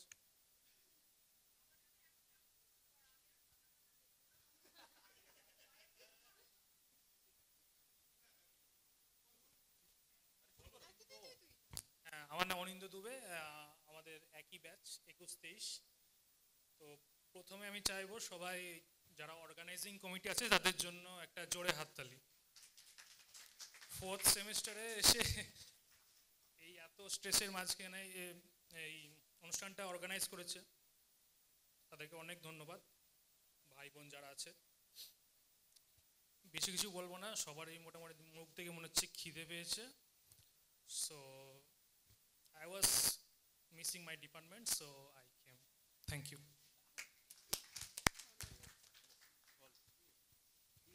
হ্যালো এভরিওয়ান, আমার নাম শানোর হোসেন, আমি 2023-এর পাস আউট। মেমোরিজ বলতে তো অনেক কিছু আছে, কিন্তু ডিপার্টমেন্টের থেকে সব থেকে বেশি যে পাওয়াটা সেটা হচ্ছে এনসি স্যার। তো এনসি স্যারকে একদম এমন মানে ভালোভাবে পেয়েছি যেটা একদম নিজের ফ্রেন্ডের মতো করে যেরকম পাওয়া যায় একজনকে, তো এনসি স্যারকে সেভাবে পেয়েছি। আর তারপরে যেটা সব থেকে বড় পাওয়া সেটা হচ্ছে মাসুদকে ভাই হিসাবে পেয়েছি একজন। আর মরক তো আগে থেকে আছে, ওর আমার স্কুল, কলেজ, তারপরে ইউনিভার্সিটি, এখনো বিএড করছি, সব একই, দুজন একসাথেই সব কিছু করছি। তো ওটা আমার বেস্ট ফ্রেন্ড বলতে আমার এই দুজনই, মাসুদ আর মোবারক। আর স্যারের এনসি স্যারের সঙ্গে সব প্রথম যখন ওনার সঙ্গে ক্লাস হয়, তো এসিসি ক্লাস করছিলাম, তো আমরা 5-6 জন মতো স্টুডেন্ট ছিলাম।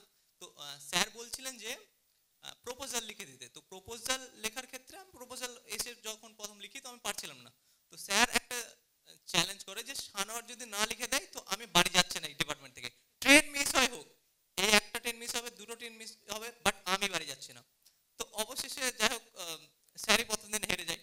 তো আমি প্রথম ট্রেনটা মিস করার পর আমি তাও লিখে দিতে পারি না, তো ওটা চলে যায়। আবার পরে একদিনকে আবার ওই সেই সেমি চ্যালেঞ্জ, তো তারপর কিছুটা লিখে দিয়েছিলাম স্যারকে, তো স্যার দেখে বলেছিলাম ভালো, এইভাবেই চালিয়ে যাও। তো এসিসির যে স্কিলগুলো স্যারের জন্যই শেখা, কষ্ট করে হলেও, তো এখন ওই যে স্কিলগুলো সেগুলো বেশ ভালোভাবেই পারি করতে। বিশেষ করে সাইটেশন যে ব্যাপারগুলো থাকে, একাডেমিক স্কিল, স্যারের জন্য অনেকটাই শিখেছি, তার জন্য আপনাকে অনেক ধন্যবাদ। তো এটুকুই যা বলো।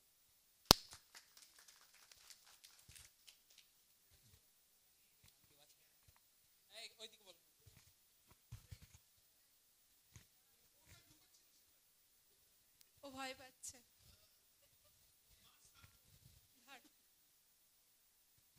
তো আমি রিমি বিশ্বাস, আমি 2023-এ পাস আউট। তো আমার একদম ক্লাসের প্রথম দিন যেটা দিয়ে শুরু হয় সেটা হচ্ছে কোর্স ডেসক্রিপশন। তো সেখান থেকে একটা ভয় জন্মায়, আর সেই ভয়গুলো আস্তে আস্তে সত্যিও হয়। কিন্তু পাশে পেয়েছিলাম ওদেরকে, আমি একা ছিলাম না, ওরাও আমার সাথে ছিল। তো সেই জন্য মানে অতটা কিছু হয়নি। কিন্তু আমি মানে খুব নরম স্বভাবের, একটু ভীতু টাইপের, এই ডিপার্টমেন্টে এসে প্রচণ্ড স্ট্রং হয়েছি। আর তার পেছনে এই মহিলার হাত আছে। তো I want to say thank you. আর আমাদের দুজনেরই প্রথম থেকে একটা ভয় ছিল যে আর যাই হোক ডিএসএর এর আন্ডারে যেন আমাদের ডিসার্টেশন না পড়ে, কিন্তু at the end of the day সবার ঠিক আছে, কিন্তু সে আমাদের দুজনেরই ডিএসএর এর আন্ডারে ডিসার্টেশন পড়ে। তো এটা নিয়ে খুব ভয়ে ছিলাম পাস করব কি করব না, কিন্তু হ্যাঁ দুজন ছিল, কিন্তু আমাদের ভয়টা বেশি ছিল, তোদের ভয়টা কম ছিল। কিন্তু তারপরে হ্যাঁ ট্রমা সবাই ছিল, তারপরে ভয়টা কাটে, যাই হোক পাস করে গেছি। থ্যাংক ইউ, অ্যান্ড সমস্ত প্রফেসরদেরকে আমি থ্যাংক ইউ বলতে চাইবো। তো দ্যাটস ইট।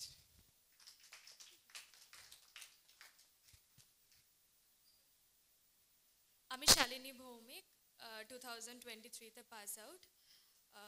একটু আগে আমি এটাই ওখানে বসে ভাবছিলাম যে আমরা যখন র্যাডিক্স করেছিলাম তো তখন গ্রিন রুমটার অবস্থা কী ছিল, আর এটাই মনে হচ্ছিল যে লাস্ট ডে যখন আমরা এখানে স্টেজ রিহার্সাল করছিলাম তখন এনসি স্যার আমাকে বলছিল যে নৃত্যনাট্যর সময় যে আরও পারফেকশন চাই, নয়তো হবে না এরকম করলে। তো যাই হোক, তো সেইগুলো মনে পড়ে যাচ্ছিল আমাদের র্যাডিক্সের কথা। আর এস এম ম্যাম আমার সুপারভাইজার ছিল ডিজার্টেশন পেপারে, তো ম্যাম অনেক হেল্প করেছিলেন আমাকে। আমি যতবার ম্যামের কাছে গেছি ম্যাম ততবারই হেল্প করেছিলেন আমাকে। আর এনসি স্যারের কাছে এনসি স্যার যখন জেন্ডার স্টাডিজ বোঝাতো, এখন আমি বিএড করছি, আমার তাই মনে হচ্ছে যে পুরোটাই ডিফারেন্ট। ওখানে গিয়ে আমার জাস্ট মনে হচ্ছে যে ওরা কি বোঝাচ্ছে পুরোটাই ডিফারেন্ট। ইভেন বলতে গেলেও স্যার কোয়েশ্চেন করতে গেলেও বলে যে তোমরা কি পড়েছো মাস্টার্সে, এরকম শিখিয়েছে, তো পুরোটাই ডিফারেন্ট। তো যাই হোক, আর ডিএস স্যারের প্রতি একটা প্রচণ্ড ভয় ছিল যে স্যার একটু আগে অঙ্কিতা যেটা বলছিল যে সাপ্লি নিয়ে খুব ভয় ছিল, তো স্যার এরকম ক্রমাগতই দিয়ে থাকেন। ইভেন রিমাইন্ড অ্যাপ সম্বন্ধে কি মানে ফার্স্টে এসে আমি বুঝতেই পারিনি যে কি, যতবার স্যারকে রিকোয়েস্ট পাঠাচ্ছিলাম ততবারই স্যার ডিক্লাইন করে দিচ্ছিল, ওই জন্য একটা খুব মানে ফ্রাস্ট্রেশন ছিল এটার ওপর। তো যাই হোক, ওভারঅল মেমোরিজ খুব ভালো কেটেছে ডিপার্টমেন্টে। Thank you. হাই, আমি শিনা মণ্ডল। সো ডিপার্টমেন্ট বলতে আমার পুরোটাই এক্সপিরিয়েন্স গেছে সাপ্লির উপরে, ঠিক আছে, মানে এটা একদম সত্যি কথা, মিথ্যা কথা না। যখনই রেজাল্ট দিত দেখতাম এসটিএম স্যার দাঁড়িয়ে আছেন গেটে, ঢুকবো না বেরোবো। আমি আর রেজাল্টের কাছে যেতাম না, তো ও যেত, যাওয়ার পরে আমি বলতাম আর না এস, কিউ তো দূরে থাক, আর নাকি একবারে বেরিয়ে যাবো না একটু ঢুকবো, বলতো না ভাই এস। ব্যাস, এস পাওয়ার পরে একটু সাইডে সিঁড়ির কাছে যে একটু হাসতাম যে না ঠিক আছে এর আর না এস। যাই হোক, এরকম টুকটাক। তো এসটিএম স্যারের একটা ঘটনা বলবো। সাপ্লি পেয়েছিলাম অ্যাজ ইউজুয়াল, কিছু বলার নেই। তো আমরা দুজন ছিলাম সাপ্লিতে, তার মানে সাপ্লিটা নিজের দোষেই পেয়েছিলাম। যখন এক্সামটা দিতে গেছিলাম, একদিনে দুটো এক্সাম ছিল, তো এক্সাম দিতে বসেছি, তো স্যার বলছে কি হয়েছে তোমার? আমি আর লিখবো না, আমি বেরিয়ে যাবো। স্যার বলছে লেখো। স্যার লিখবো না। স্যার বলছে লেখো, লিখতে বলেছি মা তুমি লেখো। স্যার হচ্ছে না। স্যার আমার ট্রমা দেখে ভাবছে যে ঠিক আছে যাও, ইন মেমোরি আমি এত ট্রমা ছিল না যতটা আমার মুখে উনি দেখেছিলেন সেদিন, ঠিক আছে। যাই হোক, আমি বেরিয়ে গেলাম। আমাকে রাহুলদা ডাক দিয়েছে, এই এদিকে এসো। কি হয়েছে স্যার? কেন করেছো তুমি এটা, কেন করেছো? স্যার কিচ্ছু করার নেই, পরে আরেকটা আছে। পরেরটা যাই হোক দিয়েছিলাম। তো সাপ্লির এক্সামটা যখন আমি আবার দিতে যাই, তো আমরা দুজন ছিলাম। তো স্যার আমার দিকে তাকাচ্ছে, আমি স্যারের দিকে তাকাচ্ছি, স্বাভাবিক, লিখতে তো পাচ্ছি না, অল্পটা লিখেছিলাম। তো দুজন ছিলাম, আর মৌশ্রী সাথী ছিল আমাদের সঙ্গে। আর বলছি স্যার আমার হয়ে গেছে, লিখেছিলাম সেদিন লিখেছিলাম। স্যার বলছি মা তুই ভালো করে দেখ। আমি স্যার আর হচ্ছে না। বল কটা লিখেছিস? আমি স্যার 3টে। বলে আরেকটা কে করবে? স্যার আমিই করবো, কিন্তু একটু পরে। বলে হচ্ছে না? আমি না স্যার হচ্ছে না। লাস্টে বললাম স্যার আপনার মনে হয় পরের বছর শুধু আমার জন্য আবার প্রশ্ন তৈরি করতে হবে। স্যার বলছে দ্যাটস ইট, তুই লেখ। মৌসি ওর কি লাগে আগে বলো, ওর কোথায় কোথায় সমস্যা একটু বলে দাও, ওকে পাস করাও, আমি ওর জন্য আর প্রশ্ন তৈরি করতে পারবো না। তো যখনই পরীক্ষা দিতে স্যার শুধু একটা কথাই বলে, মা তুই লেখ, এদিক ওদিক তাকাস না, তুই লেখ। কিন্তু সেইবার পাস করিয়ে দিয়েছিল। রাহুলদা আগে খবর দিয়েছিল, রেজাল্টের আগে আমি জেনে গেছি আমি পাস। স্যার বলছে যে অবস্থা কেমন, সন্তোষজনক? বলে হ্যাঁ সন্তোষজনক। তো দ্যাটস ইট, এইটুকু। আর ডিএস স্যার নিয়ে আমি কিছু বলবো না, বহুত ট্রমা গেছে, বহুত আলোচনা করেছি, ব্যাস আমি ওখানে ফুল স্টপ বসাতে চাই। আমার ভালো মেমোরিগুলো নিয়ে আমি এগোতে চাই। উনিও ভালো মেমোরি, মানে উনি অনেক স্ট্রং করে দিয়েছিল আমাকে অবশ্য, কারণ ডিসার্টেশন পেপারে যা হয়েছিল সেটা আমি এখানে বলবো কিনা ভাবছি, বললে পরে আবার অনেক কিছু ফাঁস হয়ে যেতে পারে, বলবো না, আর কিছু করতে পারবে না। হয়ে গেল। তো ডিসার্টেশনে আমার ছিল 55, ওর ছিল 49, সো তার মধ্যে আর কেউ ছিল না। ঠিক আছে, তাহলে কি প্রতিদিন আমি একদম ফার্স্ট সেম থেকে আমি শুনেছি যে নাম রোল নাম্বার অনুযায়ী আমাদের ডিসার্টেশন পেপার ফেলে। সো শুনেছি সিনিয়র টাইপ হয়ে আসে, যারা আপনারা সিনিয়র তাদের পড়বে, তারপর যারা জুনিয়র তাদের পড়বে, ব্যাস রোল নাম্বার, এই তোর এত, ঠিক আছে স্যার গেল, এই ম্যাম গেল, এই স্যার গেল, এই ম্যাম গেল, এই যে ডিএস স্যার, ব্যাস এর আন্ডারে ব্যাস হয়ে গেল। তাহলে আমি যদি ডিএস স্যার আন্ডারে পড়ি তাহলে ও পড়বে না, আর ও পড়লে আমি পড়বো না, কপাল। এত ভগবানকে ডেকেছি থার্ড সেম অবধি, মানে রেজাল্টের জন্য তো ডাকিনি কোনোদিন। যাই হোক ডিসার্টেশন ডিএস স্যার না, যার আন্ডারে হোক আমি মাথা কুটে নেব, ডিএস স্যার না। পরীক্ষা দিয়ে নিচে নেমে দেখি কি ওর নাম রয়েছে 49, আমি খুব খুশি, তোর ডিএস স্যার, আমি অন্য জায়গায়।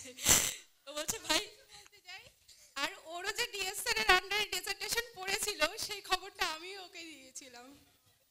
প্রথমে আমার রোল নাম্বারটা দেখে আমার খুব দুঃখ লাগছিল, কিন্তু যখনই ওরটা দেখলাম তখন দিল খুশ হয়ে গেল, আর ঠিক আছে যা হবে একসাথে দেখা যাবে। তো তারপর ডিএস স্যার আন্ডারে পড়লাম, কি করব, পড়ার তো শুধু জেন্ডার স্টাডিজই পড়েছি, আর কি করব। তার মধ্যে আবার দুটো কম্পেয়ার করতে দিয়েছিল, ওই জিনিসটা একটু মাথায় ঢুকতো, করে দিয়েছি, যা হবে দেখা যাবে। গেছি স্যারের কাছে, স্যার এই যে আমার ডিসার্টেশন পেপার, তার আগে গেছে আর একটা বান্ধবী গেছে, দেখছি কি দুইজন কান্না করছে।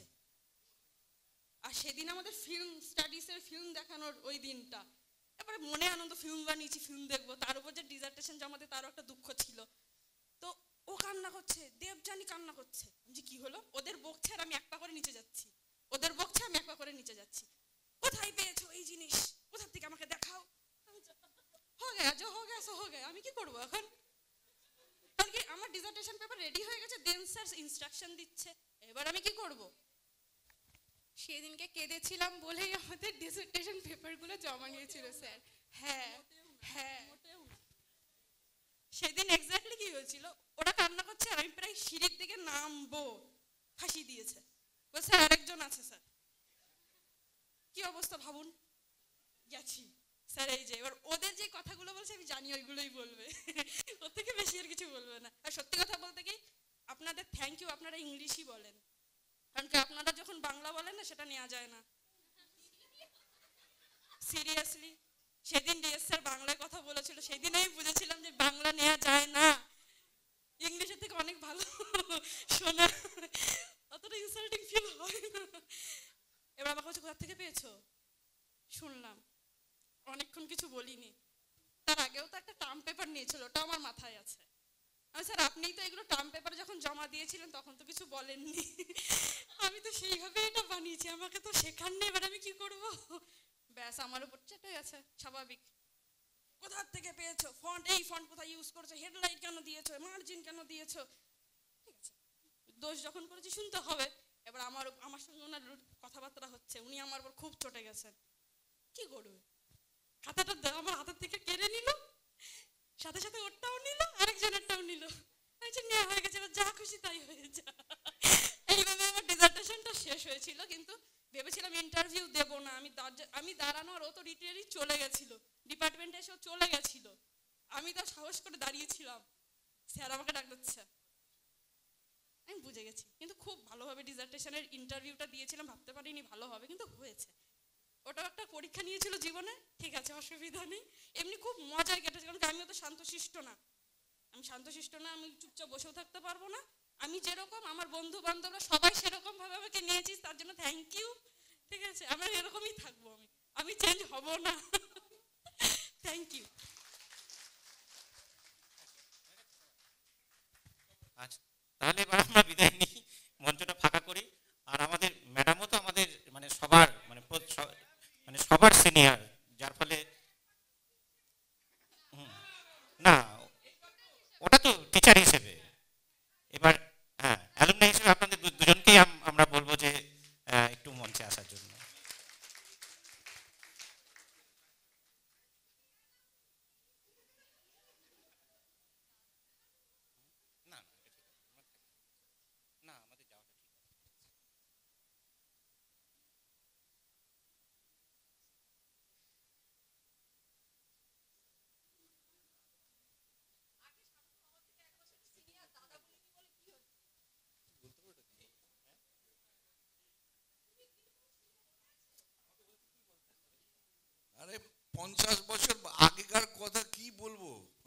বুঝতে পারছি না। হ্যাঁ, এরা তো একদম তাজা মেমোরি নিয়ে সব বসে আছে, একদম বনভিটা খাওয়া মেমোরি। আমাদের তো তো হয়ে গেছে, শুকিয়ে খেজুর হয়ে গেছে মেমোরি।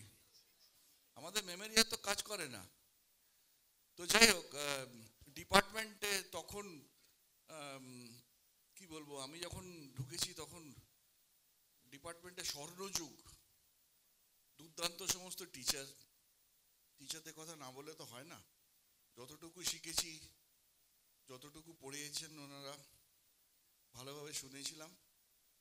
বিশেষ করে আমার অশোক মুখোপাধ্যায়ের কথা মনে হয়। অশোক মুখোপাধ্যায় না থাকলে বোধহয় নাটকের প্রতি ইন্টারেস্ট, যদি আমাদের এখানে 100টা স্টুডেন্টের মধ্যে 98 জনকে উনি নাটকের ইন্টারেস্ট ধরিয়েছিলেন, এ বিষয়ে কোনো সন্দেহ নেই। অশোক মুখার্জির নাম সবাই শুনেছ তোমরা। আর প্রলয় কুমার দেব উনি ছিলেন আরেকজন অসম্ভব ভালো প্রাতঃস্মরণীয় টিচার। কাকে ছেড়ে আমি কাকে বলবো? অশোক সেনগুপ্ত সবাই পড়ে গেলেন। অশোক সেনগুপ্ত, নীলাদি, অসাধারণ টিচার এদের মানে। এবং the first teacher in my department who use to use a blackboard. টিচাররা আমাদের খুব সিটিং টাইপের টিচার ছিল, এসে বসে গল্প করে লেকচার করে চলে যেতেন। কিন্তু Ashok Sengupta was the first teacher who use to stand up. Dilip Sen ও ডি.কে সেন অবশ্য দাঁড়িয়ে পড়াতেন। অশোক সেনগুপ্ত শুধু দাঁড়িয়েই পড়াতেন না, উনি বোর্ডও ইউজ করতেন। বোর্ড ইউজ করতে খুব একটা ইংরেজি টিচারদের দেখা যায় না। একদম সাদা হয়ে, চক অ্যান্ড ডাস্টার সাদা হয়ে উনি তারপরে বেরোতেন। তো এইসব ছিল। দারুণ সমস্ত স্টুডেন্ট পেয়েছিলাম, দারুণ সমস্ত আমাদের সব সিনিয়র যারা ছিলেন, অসাধারণ। আর্টস ফ্যাকাল্টি ক্যান্টিনটা তো আর নেই এখন। ওটা তো হিস্টোরিক প্লেস ছিল একটা। আর্টস ফ্যাকাল্টি ক্যান্টিনে আড্ডার জায়গা ছিল। তখন রিউনিয়নে আমাদের প্রত্যেক বছর ইংরেজি নাটক হতো। এখন হয় না কেন ইংরেজি নাটক? ও, কাকে ধরবো? তনুশ্রী কোথায়? ইংরেজি নাটক কেন হয় না ডিপার্টমেন্টে? ইংলিশ ডিপার্টমেন্টে ইংরেজি নাটক দেখতে চাই নেক্সট বছর। হবে তো? হ্যাঁ, একদম 100% করতে হবে। ইংরেজি নাটক যদি না হয় ইংলিশ ডিপার্টমেন্টে কি হলো? ঠিক আছে, ঠিক আছে, থ্যাংক ইউ ভেরি মাচ ভাই। তো আমি শর্মিলাকে দিচ্ছি এবার।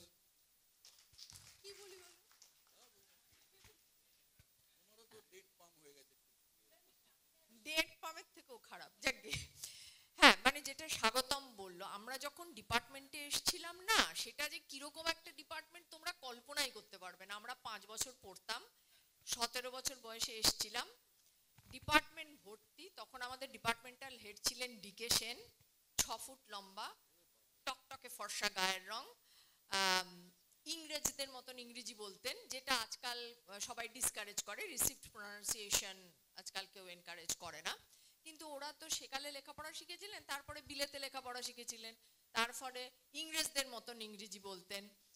আর ও তো অনেকের নাম করেই দিল, শঙ্কর চ্যাটার্জি, ভাবতে পারবে না মানে হিস্ট্রি অফ লিটারেচার যে লোকে ওরমভাবে পড়াতে পারে। আমি তারপরে সারা জীবনের অর্ধেকটা আমি আমেরিকান হিস্ট্রি অফ লিটারেচার পড়িয়েছি। আমি প্রত্যেক দিন ক্লাসে ঢুকতাম স্যারকে মনে করে। একটা লোক যদি 2000 বছরের হিস্ট্রি ওইভাবে পড়িয়ে দিতে পারে, তাইলে আমি 200 বছর পেরে যাব। কি ভালো ভালো টিচার পেয়েছে, আর কি আড্ডা মারতাম। প্রত্যেকটা ক্লাসরুমের দরজা বন্ধ, পরের পাশের যে ক্লাস হচ্ছে সে এসে বলতে, এই তোরা চুপ কর, কারণ আরেকজন তো টিচার তো পড়াতে পারছেন না। আমরা প্রচন্ড বেঞ্চ ফেঞ্চ বাজিয়ে, গান গেয়ে অন্য সব ক্লাসের 12টা বাজিয়ে দিয়েছি। আর আমাদের একটা খুব সুন্দর নিয়ম ছিল, আমরা তখন র্যাডিক্স বলতাম না, ইউনিয়ন বলতাম। আমাদের 3:10 একটা ক্লাস শেষ হতো, ক্লাস সাসপেন্ড করে দেওয়া হতো। অফিসিয়ালি হেড নোটিশ দিয়ে ক্লাস সাসপেন্ড করে দিতেন। 3:10 পরে ডিপার্টমেন্টে নাচো কোদো, যা খুশি তাই করো, কিচ্ছু বলার নেই, কাউকে ডিস্টার্ব করার নেই। প্রচন্ড রিহার্সাল হতো। আমাদের পয়সা ছিল না গো, একদম পয়সা কুড়ি ছিল না। কি সুস্ট্রিং বাজেটে হতো ভাবতে পারবে না তোমরা। আর ওরা তো খুব ভালো নাটক করতো। আমার কাছে এখনো সেসব ছবি আছে, সেসব ইংরেজি নাটকের ছবি। ওরা আবার নিজেরা নিজেদের চিনতে পারে না, এরকম অবস্থা। হ্যাঁ, আর আমরা তো, আমি নাটক কখনো করিনি, দেখি প্রচুর থিয়েটার দেখি, কিন্তু করিনি। আমরা রেগুলার ধরো রবীন্দ্রনাথের নৃত্যনাট্যগুলো আমরা পুরোটা প্রডিউস করতাম। এবং খুব মজার একটা গল্প আছে, আমাদের মাস্টারমশাই যে প্রলয়বাবুর কথা বলছেন, ভীষণ ভালো গান গাইতেন, মানে ভীষণ ভালো, মানে আমাদের মতন ভালো না, একদম কি বলবো, পাবলিক প্রোগ্রাম রেডিওতে গাইবার মতন গান গাইতেন। আমাদের চিত্রাঙ্গদা হবে, অর্জুন আছে, হ্যাঁ তরুণ বন্দ্যোপাধ্যায়ের ছাত্র ছিলেন, ভীষণ ভালো গান গাইতেন। আমাদের চিত্রাঙ্গদা হবে, চিত্রাঙ্গদা শিলা বসেছিল এখানে, শিলা হচ্ছে সুরূপা চিত্রাঙ্গদার গান গাইবে, আমি কুরূপা চিত্রাঙ্গদার গান গাইবো, সুবোধ তো খুব নাম করা কবি আজকাল, সুবোধ অর্জুনের গান গাইবে, আমাদের মদন নেই। তা আমরা পিকেটিকে গিয়ে বললাম, স্যার আমাদের না মদন নেই। তখন উনি বললেন কি আমাকেই মদন পেলে? আমি বললাম আমরা তখন ভয় গিয়ে বললাম, স্যার কি করবো, একটা মেল ভয়েস লাগবে তো। বললেন আচ্ছা ঠিক আছে, উনি তো আর রিহার্সেলে আসবেন না, আমাদের সাহসও নেই বলবার। উনি বললেন ঠিক আছে, একদিন একটা গান গেয়ে দেবো, যে নাচবে যে সে হচ্ছে স্বাগতমদের ক্লাসমেট, সে আর্মি অফিসারের মেয়ে, সারা জীবন পশ্চিমবঙ্গের বাইরে থেকেছে, সে বাংলা বলে টলে কিন্তু ভালো বাংলা পড়ে বুঝতে পারে না। তা কি হবে, মদনের নাচটা নাচবে। হ্যাঁ, তা মদন আশীর্বাদ করছে তো চিত্রাঙ্গদাকে, তাই আমি দিনু বর কটাক্ষে রবে মম পঞ্চম স্বর। ও কটাক্ষও বোঝে না, পঞ্চম স্বরও বোঝে না, কারণ ও বাংলা ভালো বুঝতে পারে না। তারপরে আমরা ক্লাস টিউটোরিয়াল নিলাম, শিখাকে বোঝানো হলো যে পঞ্চম স্বর মানে কিউপিডস অ্যারো। ও আচ্ছা, she was quite good looking also.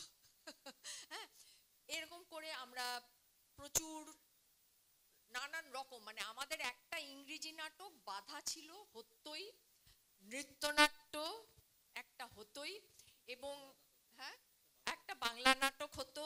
এবং অনেক মজার ব্যাপার আছে, একবার একটা বাংলা নাটকের একটা বাচ্চা চাই, বাচ্চা কোথায় পাওয়া যাবে? আমাদের নাটকের ডিরেক্টর ছিলেন দেবীবাবু। দেবীবাবু আমাকে বললেন কি, এই তোমার মেয়েটাকে নিয়ে এসো তো, একটা বাচ্চা লাগবে তো। তো ও ভাবলো, ও কিছু বোঝেই না তখন। সে বাংলা নাটক শুরু হতে হতে রাত 9টা, ও তো ঘুমে ঢুলে ঢুলে পড়ে যাচ্ছে, আর ওকে এই তোকে চকলেট দেবো, তোকে চকলেট দেবো করে করে ওকে মানে জাগিয়ে রাখার চেষ্টা করা হচ্ছে। কিছু না, ও একটি চরিত্র, মূল চরিত্রের নাতনি, হাত ধরে স্টেজে আসবে। সে মূল চরিত্র যে ভবেশকে কি তুমি দেখেছো? দেখো, ভবেশ হচ্ছে একটা চরিত্র, মানে সে কল্পনা করতে পারো না কত কালারফুল চরিত্র ছিল, ক্যারেক্টার ছিল। তুমি ভেবে দেখো, সৌমিত্র মাইতি, কৌশিক চ্যাটার্জি, কোথায় আজকাল ডিপার্টমেন্টে এরকম কেউ নেই। সৌমিত্র চলে গেছে অনেক দিন, খুব মজার ছিল। পরীক্ষা দিত তো, পরীক্ষা দিতে দৌড়ে এসে আমাকে জিজ্ঞেস হচ্ছে হর্স বানানটা কি, এইচও আর এসি না সি, এরকম।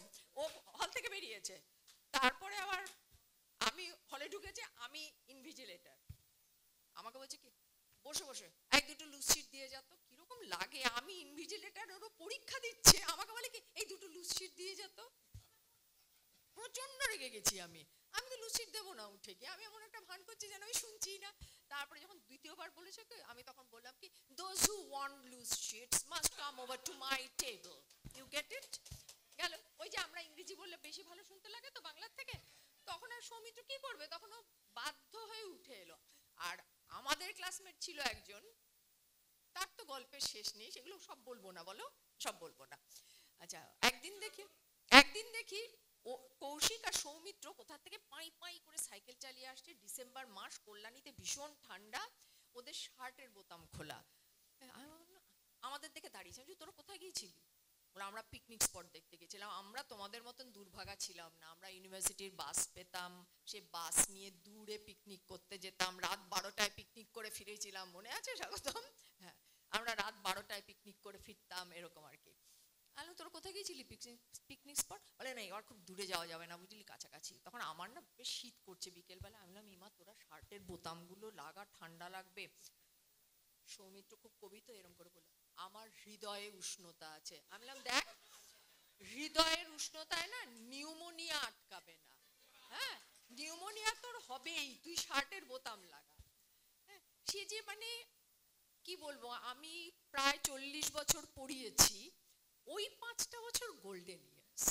তারপরের 40 বছরের স্মৃতি খারাপ আমি বলছি না, কিন্তু মানে আমি ইংলিশ ডিপার্টমেন্ট ছেড়ে চলে যাব, কিন্তু ইংলিশ ডিপার্টমেন্ট আমাকে ছাড়বে না। ওই 5টা বছর আমার গোল্ডেন ইয়ার্স। তারপরে পড়িয়েছি, প্রথম যখন চাকরি করতে আসি খুব অসুবিধে। তোমার সব কলিগ যদি তোমার মাস্টারমশাই হন, আমি স্টাফ রুমে ঢুকতেই পারতাম না, খালি মাস্টারমশাই। আর আমার অভ্যাস ছিল কি, আমি উঠে দাঁড়িয়ে পড়তাম, ওরা কেউ ঘরে ঢুকলেন আমি দাঁড়িয়ে পড়তাম উঠে। অশোক মুখোপাধ্যায়, গলার আওয়াজটা মারাত্মক ছিল তো। শর্মিলা, প্রত্যেকবার দাঁড়িয়েও না ভাই। আমি তো চুপ করে রয়েছি। আমরা তো নানান রকম জোকস ক্র্যাক করব, তুমি ছাত্রী হয়ে থাকলে তোমার সামনে কি করে আমরা সেসব কথা বলবো? হ্যাঁ ঠিকই। আমাদের নাটক পড়াতেন, মানে দ্যাটস অ্যান এক্সপিরিয়েন্স। ওর কাছে শেক্সপিয়ার পড়া একটা এক্সপিরিয়েন্স ছিল আমাদের। তা ঠিক ওরকম করেই, হ্যাঁ, যেরকম করে মানে অর্সিনো কথা বলে যেরকম করে, ওরকম করে আমাকে বলছে তুমি প্রত্যেকবার উঠে দাঁড়াবে, তাহলে আমরা ঠাট্টাই আর কি করবো, কি করে কলিগ হয়ে যাও আর ছাত্রী থেকো না। তাও সময় লেগেছিল, 2-3 বছর সময় লেগেছিল মানে ব্যাপারটা হজম করতে, যে আমার মাস্টারমশাইরা আমার কলিগ। 2017 সালে অশোক সেনগুপ্ত রিটায়ার করে চলে যাবার পরে আমি কলিগ মুক্ত হলাম।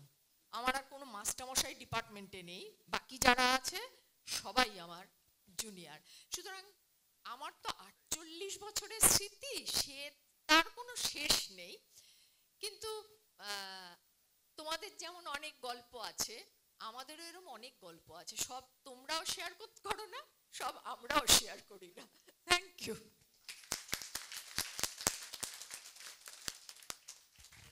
দারুণ।